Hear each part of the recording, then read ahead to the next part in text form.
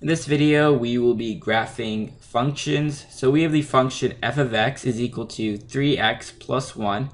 And to get started, we kind of just guess points for x. So we can say that x is -1, we would get -2 for f of x.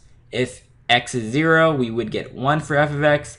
And if x is 1, we would get 4. As an example, I plug in 1 here. 3 times 1 is 3. 3 plus 1 is 4.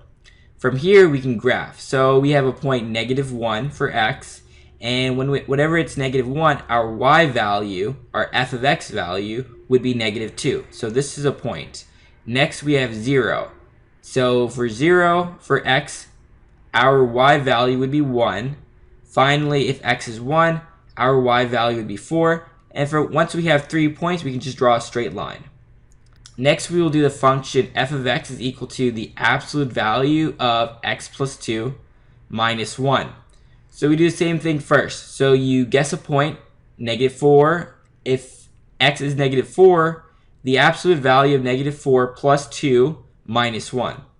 -4 plus 2, the absolute value would be 2, because the absolute value of -2 is 2, minus 1, so we get 1. Then we do -3, we get 0, -2, we get -1, -1, we get 0, finally 0, we get 1. Once we have a general shape, because once I do -4, I get 1. Then I do -3, I get 0, -2, I get -1, but then after this point, it starts picking up. So -1 would be 0, and then 0 would be 1.